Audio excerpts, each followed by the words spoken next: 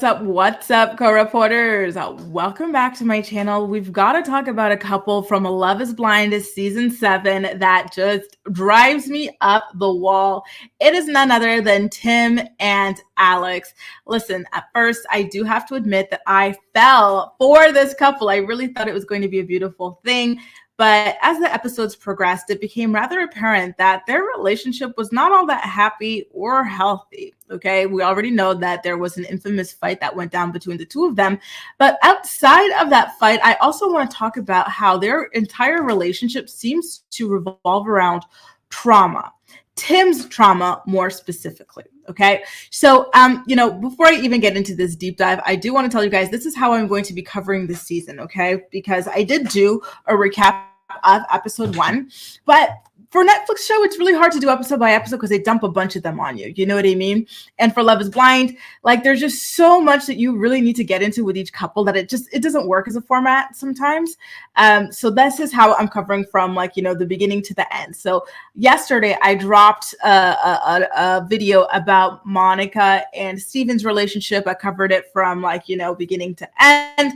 Now we're going to do the same with Tim and Alex. And next I want to get into Hannah and Nick. So stay tuned, subscribe to my channel if you haven't already. But let's get into Tim and Alex, shall we? So when they first got together in the pod, we're introduced to them in episode 2. And Tim tells Alex about his sister dying from lupus. They connect over Malcolm X and the Muslim Brotherhood and in their families. Like they come from very pro-Black families. And, I think that's a really interesting point that they've got in common. That's, rather lovely to hear about. And he tells her that he's happy that, he gets to give his parents one more daughter, right? Because they already lost 2 daughters. And at the time, I did find that to be a really beautiful and really touching, moving thing for him to say. But as this relationship progresses, I start to kind of feel like, wait a minute. Uh-oh. It's kind of one of those, if only I knew then what I know now kind of vibe with them, because, on the surface, it seems like a rather sweet thing to say. But as the relationship continues to progress and revolve around the trauma of losing his sisters, it starts to look really, really, kind of grim, to be quite honest with you guys. Okay. So that was their relationship in episode 2. Remember, they didn't really appear in episode 1 to, what I really recall, to be honest with you guys. Episode 3, I didn't find them noteworthy, so I don't have any notes on them in episode 3. And then they pop back up again in episode 4 in a more kind of meaningful capacity. And, I was already feeling tired of, hang on.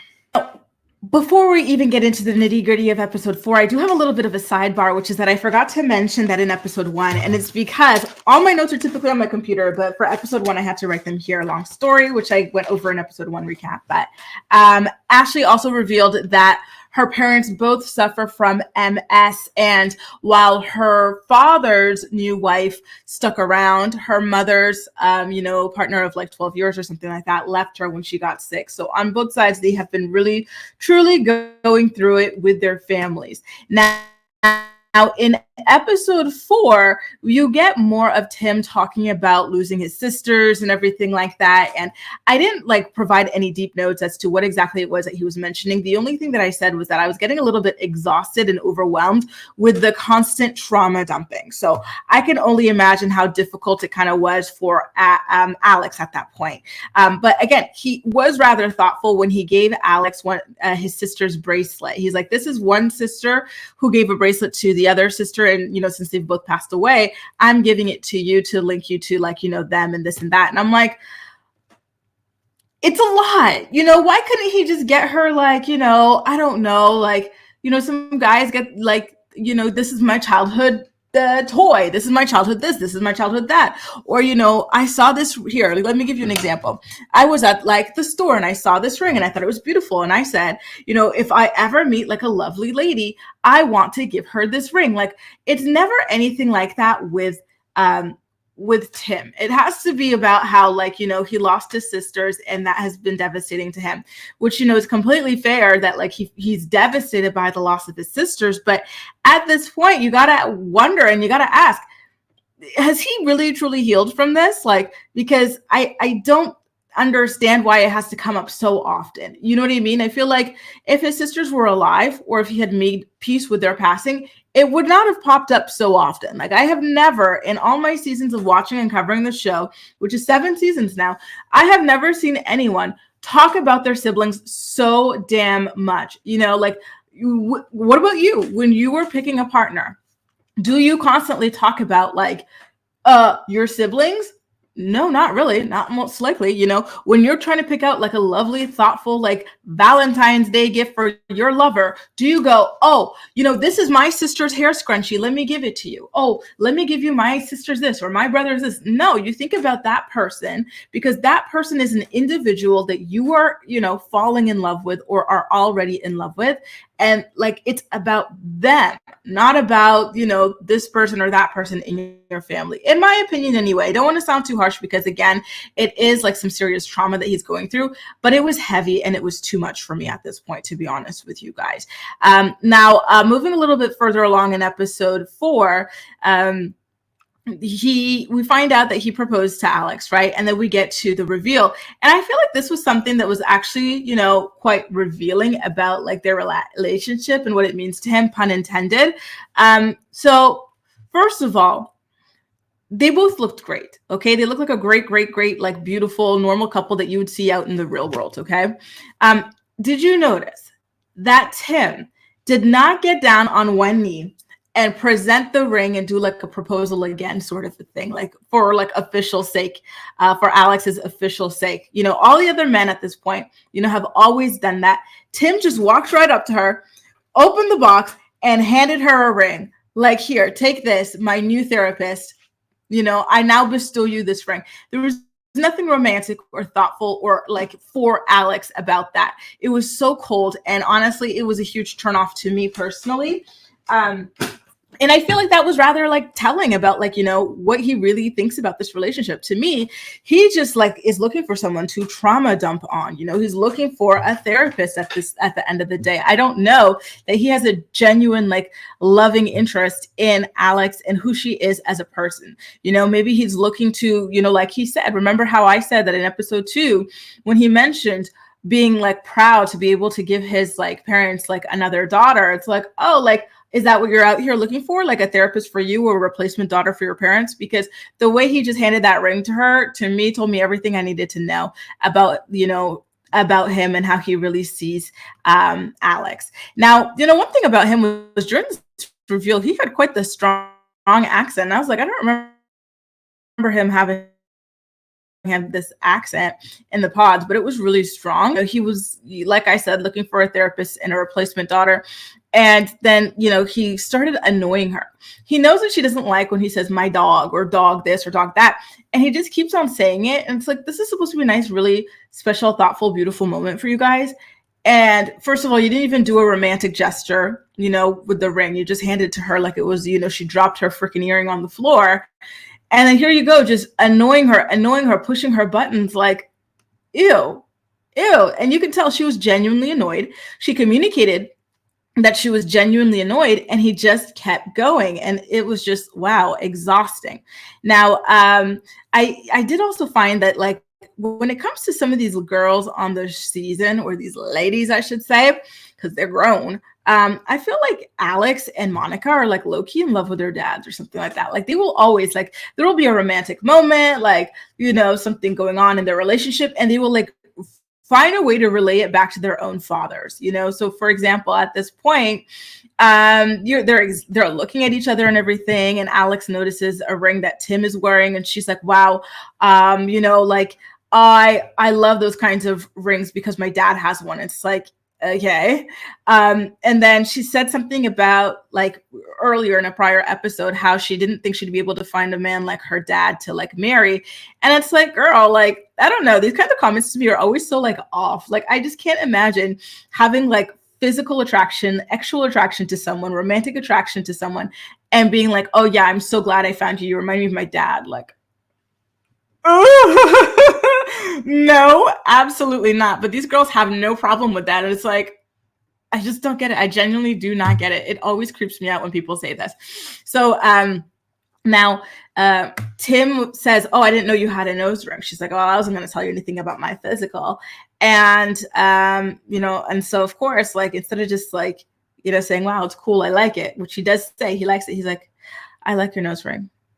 One of my sisters had a nose ring." And it's like, oh God, even the freaking reveal she cannot spend 1 minute of one day without hearing about his sisters, always, everything, always, it's like the person who's like obsessed with their boyfriend or whatever, or they're having their first boyfriend, like how they always have to find a way to rope him into a conversation. It's like, "Oh, did you just sneeze? Oh yeah, my boyfriend sneezes sometimes when he's sick," like that type of stuff. And it's too damn much. Tim, I need you to dial it back. This is about you and Alex. Again, I'm sorry for your loss. And I understand that you are devastated, but I need you to stop bringing up your sisters so often. It's too much. It's just such a sad topic, and this is like a happy moment in your life. And I need you to, bring all of your energy towards this moment. Now, let's speed on over to episode 5. Okay, you guys. Now, at this point, because the two of them are engaged, they go on their honeymoon. And I want to make a little comment here about the honeymoon. Alex, to me, I don't know if I said this already, but I told you guys this season, the women are absolutely stunning. Okay. Stunning, stunning, stunning, in my opinion. There's so many beauties. Alex is a massive beauty to me. I think she's so gorgeous. I'm going to try to pull up a photo that really shows off her eyes, because she has the most beautiful, like, big eyes, in my opinion. Like I feel like she's got a lot of good lid space and everything like that. And I just love that in people. I'm so jealous of people with lid space. So she's up there. Ashley's up there for me. Monica is up there. And Taylor are up there as like really, really, really beautiful women for me for this season. Like stunning, gorgeous, no notes, beautiful women. Okay, you guys. So this is nothing against her looks or her physique or anything like that. I think she's fabulous. But it's the way that she dresses that, like, sometimes it feels like she's wearing undergarments outside, and they're just like the most unflattering outfits ever. Like, this to me looks like underwear. This looks to me, hang on, let me take down my banner. Don't forget, if you're enjoying the stream, please do make sure to give it a thumbs up and to subscribe to my channel if you haven't already, so that you can keep up with me on these recaps in pop culture, in reality TV in general. Okay. To me, it looks like she's wearing like Spanx, and she's just wearing it out like that. Like, I don't understand this kind of a look. It's very unflattering to me personally. The material, it's not forgiving at all. And it's just, again, undergarment vibes to me. And then she does it again when Tim comes over to confront her. This time it's like, okay, she's at home. But the thing, it's too, like, it's clingy, it's unforgiving. And then you've got your tag popping up. It's just, I don't get it. I really, truly do not. I think she's such a beautiful girl. And I think she really, could stand to kind of elevate her dress sense a little bit to meet up to that, because, that face card is not declining. And I feel like the clothes, they're kind of declining right now. And I need them, get on Afterpay, get on Klarna or something, let's pass that payment to meet up to the beauty that is Alex. Okay. So anyway, they do their little honeymoon situation. And here comes Tim again talking about his sisters. And it's like, dude, and I couldn't even write down what he said about his sisters because I was so tired of it at this point. Like, everything, Tim, you need to seek help. You do. I think you need a therapist. I think you need maybe some time to yourself. Maybe he's still going through the shock of this. I don't know what it is, but it's just so overwhelming. I understand that producers could be editing it to, fit this trope. But still, I feel like I just, it's overwhelming. That's just the vibe I keep getting every time they're on the screen, and you can just see that Alex very obviously finds him annoying. And at this point in episode 5, you could already tell that relationship was not going to last. So let's move on over to episode 6 now. At this point, like, we get to see that Alex is not a walk in the park either. Up until now, I'm complaining that Tim is just bringing up his sisters at every turn. But in episode 6, they really show us that Alex is kind of like a mean person. She's really, really not nice to this guy. Granted, he does get off on annoying her, but like she's always making these stank faces at him, and she's making rude remarks at him. And you know, at this point, I kind of felt like Leo was the show villain and she's the actual villain.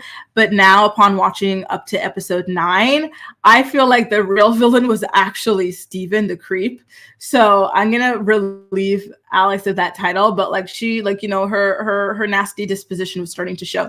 Isn't it funny when you watch these shows at first, you see these people, okay, you go, these are like attractive people. These are people who have, like, you know, their career, their heads on straight. Like, why are they single? Why are they having such a hard time? And then you very quickly can start to see why that is. Like in the case of Monica, I could see why she's single. In the case of Steven, I can see why he's single, and I hope he's forever single, right?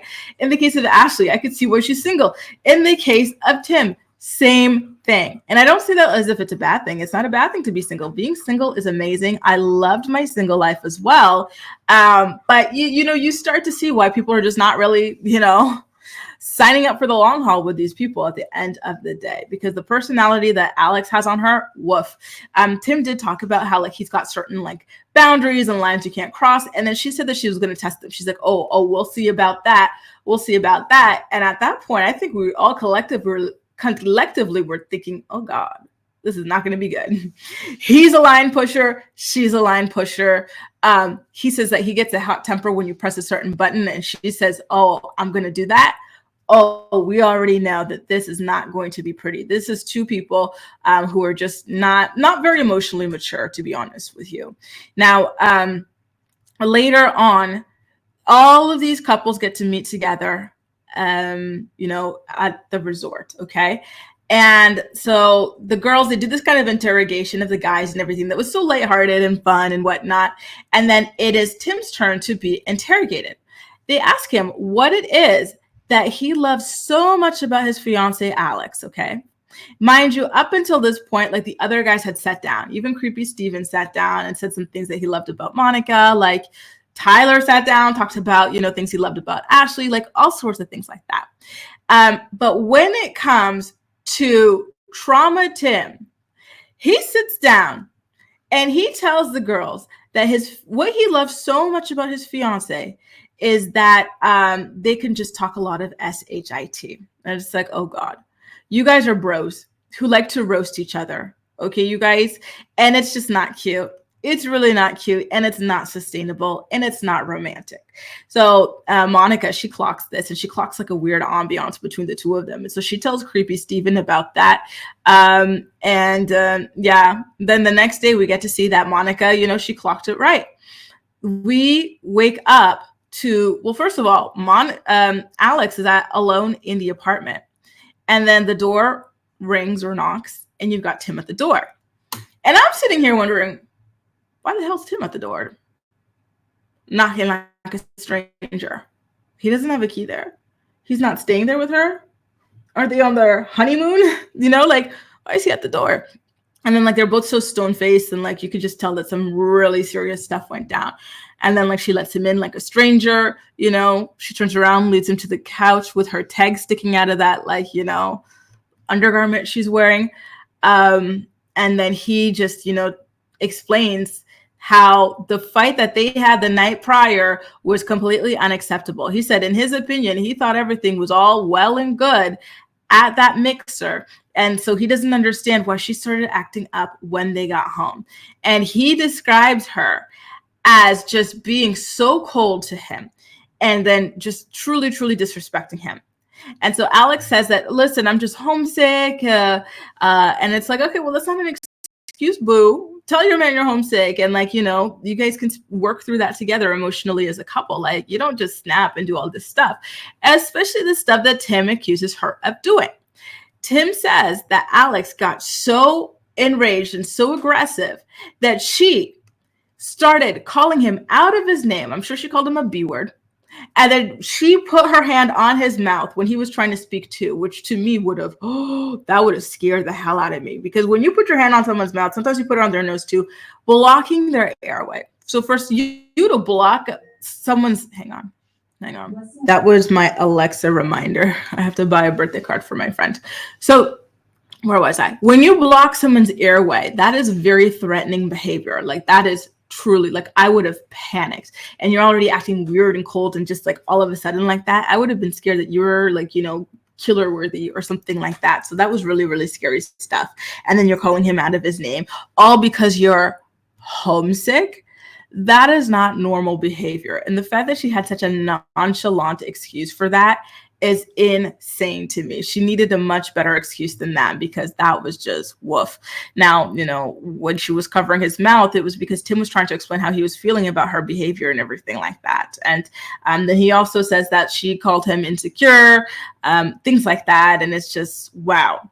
At this point, Alex decides to, kind of apologize for her behavior, but it was like a very like weird apology that kind of like, it was like a Stephen-esque apology in which she didn't take full responsibility for the way that she behaved. And, he tells her that she said and did a lot of things that crossed the line. And so he's not sure if he can move forward with her, which, is perfectly understandable. I personally would not be able to move forward with someone who did that to me, especially like the physical aspect. That's a lot. And calling me out of my name, absolutely not. I lose attraction. That happened to me once when I was dating somebody, and it was such like a recluse, somebody who's just so like all the time at home, this, that, and the other. So I did a birthday party, and this guy was so negative, and he wanted to go home. I was like, you go home. I'm continuing with this party. Like, get the F out of here. Why did I leave my own birthday? You know what I mean? And then I got home, maybe like 2 a.m. or something. And then this guy insulted me. And I was like, oh, we're done. And so I was like, from there on, I was slowly moving my stuff out of that apartment until it was all done. And peace out. I can't. How do you keep an attraction to someone who can insult you? You know what I mean? Like, absolutely not. Don't do it, you guys. It's just disgusting. So now what happened here? So basically, it turns out that Tim did not sleep at the apartment that night, which, explains the way that he was knocking at the door like a stranger and being led to his own living room and everything like that.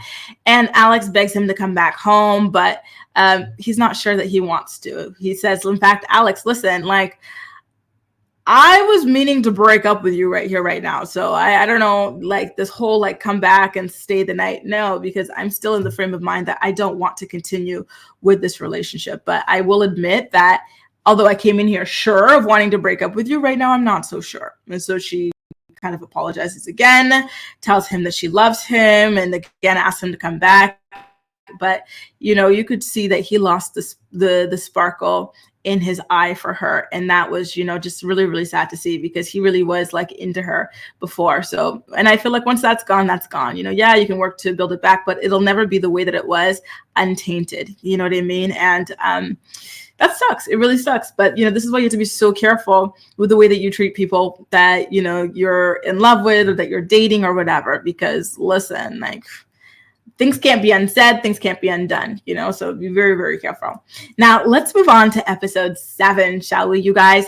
At this point, we find out, and this was like the new episode drops. We dropped 7, 8, and 9 this week. And in episode 7, we start off with Tim telling us that he decided to continue on in his relationship with Alex because she seems apologetic and that, she's trying to fix things. And I'm like, Tim, that's how you get caught up in the cycle of abuse. It's always that way. They do terrible things, then they try to win you back over, and they do it again, And then the more time you spend, the more you're like, oh no, this time they'll change, or I've already spent this much time, so don't do it. If that were my brother or if that were my friend, I would tell him to get out. Now, there's still a lot of tension between them, so let's see how like their day activity pans out. But I'm just not seeing it there. They get to do some kind of, what was their thing? It wasn't the camels, was it? It was the ATVs. Like, they have their date, but the chemistry is gone. There was no physical contact between them except a quick peck on the lips that I see some of you giving to your parents at your ages. So like that sort of a thing, So I kind of feel like at this point, it is time to pack it up. Alex did kind of, reveal to the other girls the issues that she was having in her relationship with Tim and how he wanted to leave and everything like that, which I thought, was a testament to how much she trusts them and how close of a relationship she has with them as well. So that was really nice to see her be vulnerable with the girlies about the state of her relationship as well, because at the end of the day, everybody's going through it in, one way or another. So, all you could do is ask for help, right? Now let's head over to episode 8 because that is where some more action starts taking place with them. In episode 8, Tim meets Ashley's family. So there's her mom and dad, even though they're no longer together, they're okay being in the same room. So that was nice. And then she had her brothers as well. And in my notes, do you know what I said? I said, Alex's brothers are just as beautiful as she is. Like their parents, their genes mix well. Like those kids are all beautiful, beautiful, beautiful. The brothers are very nice. They're very polite and everything like that, which was nice to see. And again, her father has MS, so he has mobility issues. Although her mom has MS as well, she seems more mobile than their father. And so at a certain point, Tim asks everyone to excuse themselves so that he can have a conversation with Alex's father. And at that point, he asks for Alex's hand in marriage. And then he reads like a letter that he had written to Alex when he proposed. And her dad was so emotional. He cries, he accepts, and he says, you're officially my son. Then when everyone comes back in, he tells his sons to meet their new brother, like all sorts of stuff like that, right? Very beautiful, very special moment. In fact, I think it's one of the most beautiful and special moments on Love is Blind. Dude, and it made me think about my all-time favorite Love is Blind moment, which is when Clay's mom read down his thought dad. She's like, why do you think your son's got all these commitment issues? Why do you think he's like this? You know what? He's traumatized by you lollygagging around, laying it low, spreading it wide like a whore. You ruined him. You did this. That was so beautiful. And, and the way the dad was like, oh, I wish I could be with you. F you. You had me. You ruined me. You ruined the relationship. So that was my favorite ever.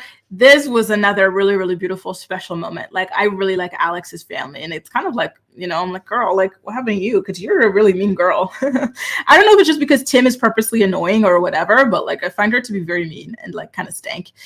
Whereas her family is just so sweet and soft. So that's very interesting juxtaposition there. But again, and we're going to get into this in my recap of Hannah's family, but people can present a certain facade, right? Because the stories that Hannah told about her family, her upbringing, but then when you see them, they look all chill and nice, and you're like, But listen, look at your own families. Some people can play the part well, right?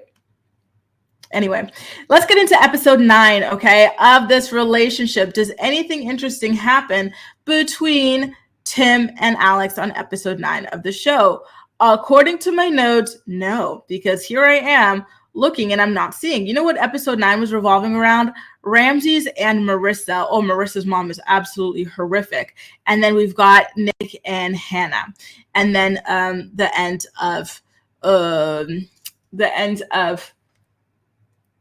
we ended Monica and Stephen in episode 8. So in episode 9, we found out about the baby daddy, Tyler, having all of these kids that he wasn't acknowledging up until like last minute.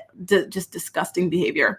Anyway, you guys, yeah, so that's basically it. That's a rundown of Tim and Alex's relationship, on this season of the show. I really want you guys to let me know what you think about how it went down. Like, are you predicting that they will actually end up getting married?